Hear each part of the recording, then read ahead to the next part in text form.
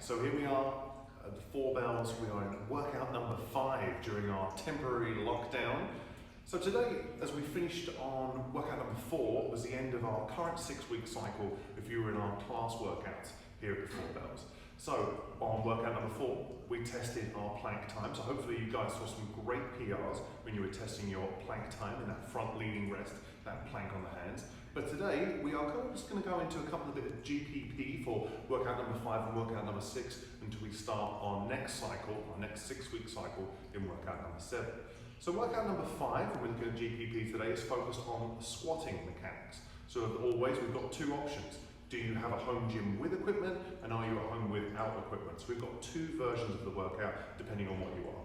So our plan today is to try to look at 3 different segments of the workout. So we're going to look at the warm-up very quickly, then we're going to talk about the strength piece, and then we're going to talk about conditioning.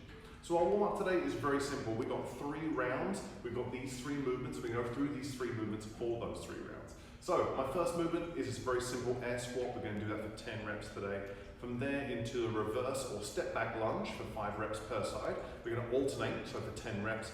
And last but not least, a movement which is kind of overlooked in the functional fitness realm, but in my opinion is great not only for strengthening the calves, a forgotten area in training, but also for increasing ankle range of motion as well. So let's talk very quickly about these 3 movements.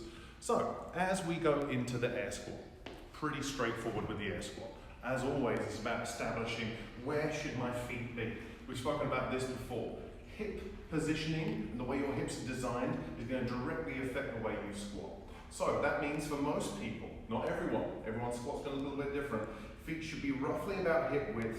If you want to create a little bit more space in those hips, maybe we turn the toes out slightly, and as always we initiate through the hips. So I'm going to push those hips back, keeping the chest up, we drive the knees out and descend all the way down into that squat. So trying to get the hamstring to cover the calf as much as possible, and of course that's always going to depend on how mobile those ankles are. At the bottom, we're not relaxing, we're not passive. I'm trying to keep tension through the hamstring, through the glutes, through the quads, and from here we're going to control ourselves up to stand.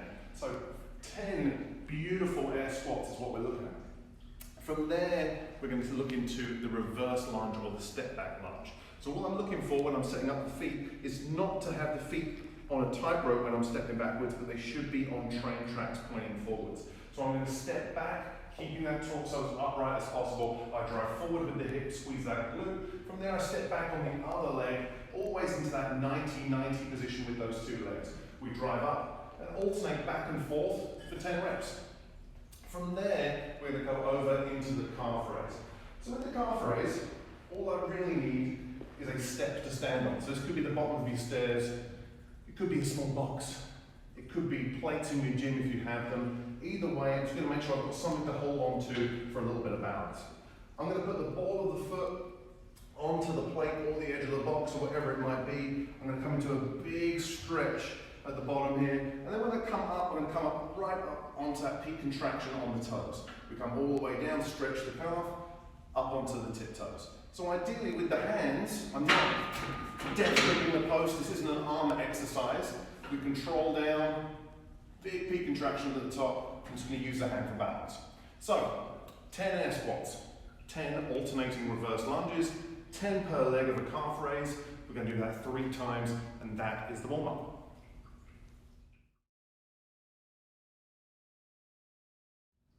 Okay, so here we are, workout from home number 5.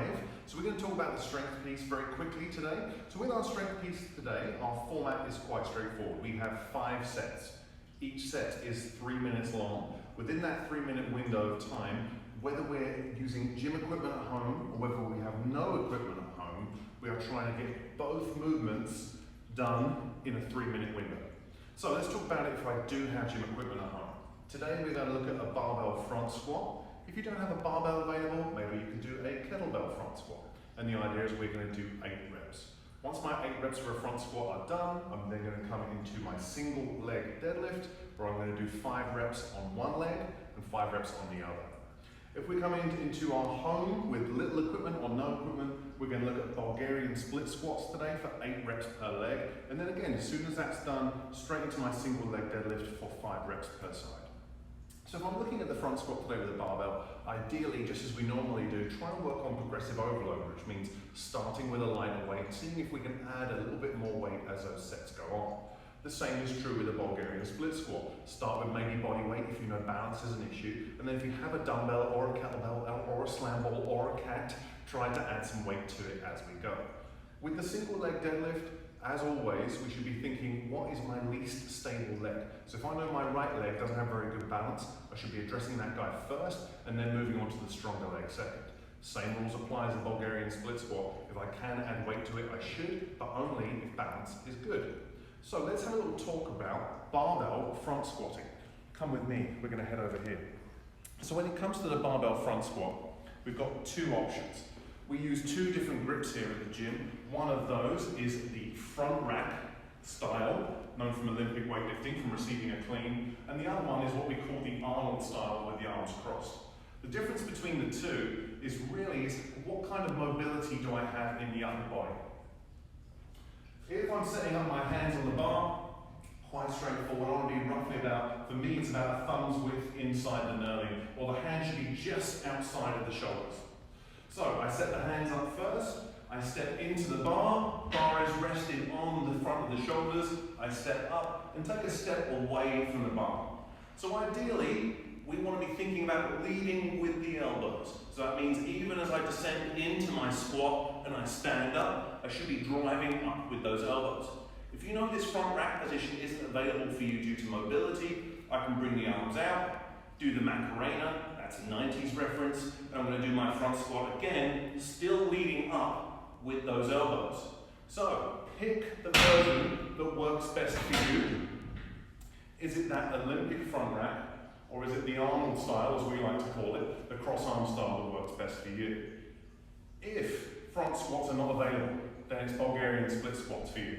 So that means that what I need to have as a Bulgarian split squat is sometimes described as a rear elevated split squat. I need to have something to rest my foot on. So this could be a bench if you've got a bench in your home gym. This could be a stair at home. This could be the edge of the sofa or the couch, depending on how you like to pronounce it. But really it should be something that isn't too hard on the foot. When I set the feet up, I'm going to be approximately the length of my shin away from the bench, which for some people is approximately 2 feet lengths-ish away. So 3 foot lengths total if I'm extending this foot back. From here with the split squat, I'm not trying to send the leg straight down, but I'm trying to send this knee back and down towards the bench.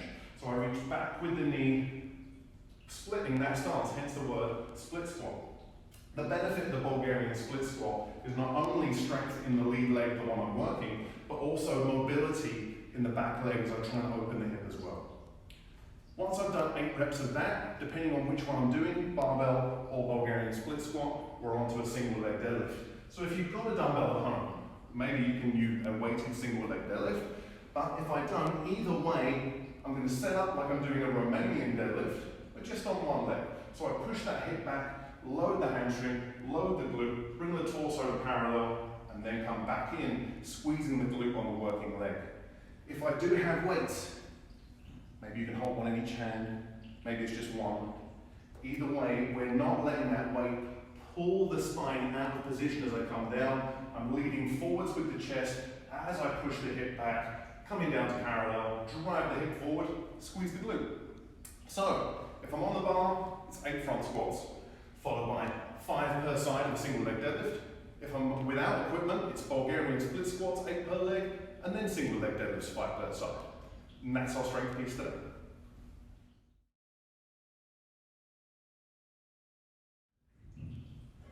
Okay, so conditioning piece for workout number 5 is fairly simple today, but as we know, simple doesn't always mean easy.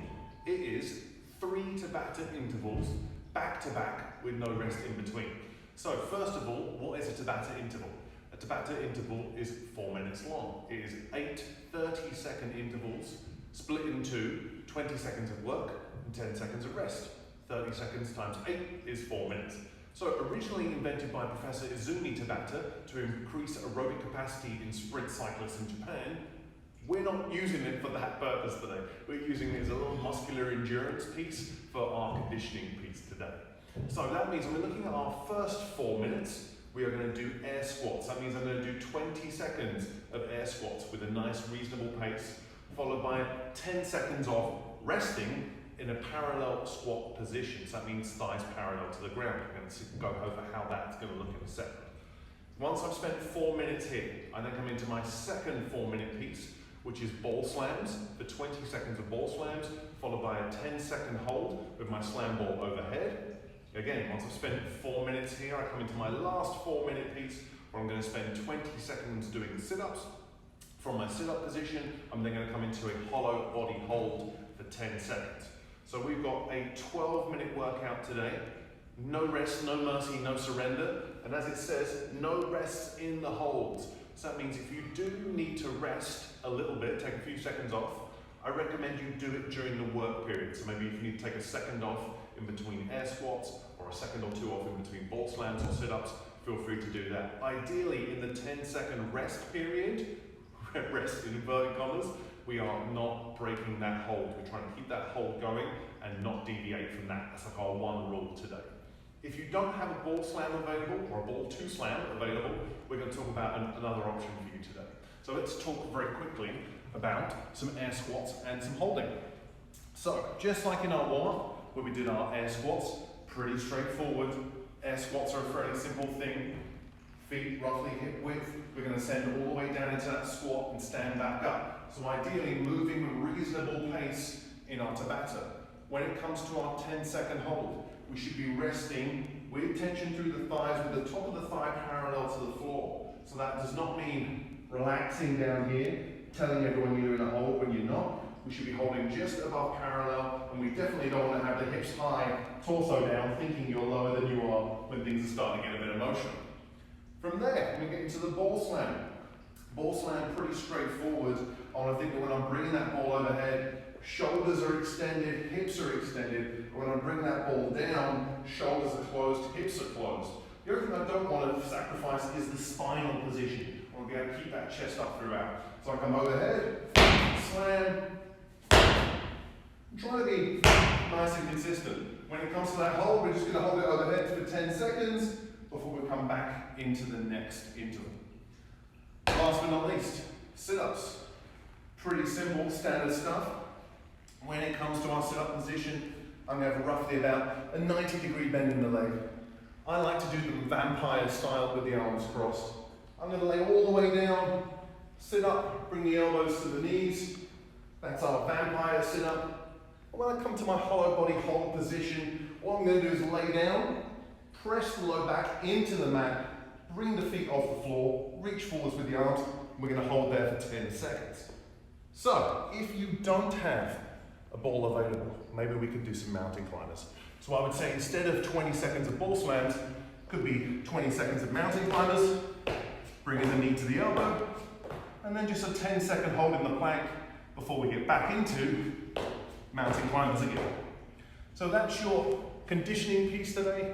3 Tabata intervals back to back with no rest in between. Tabata to hell.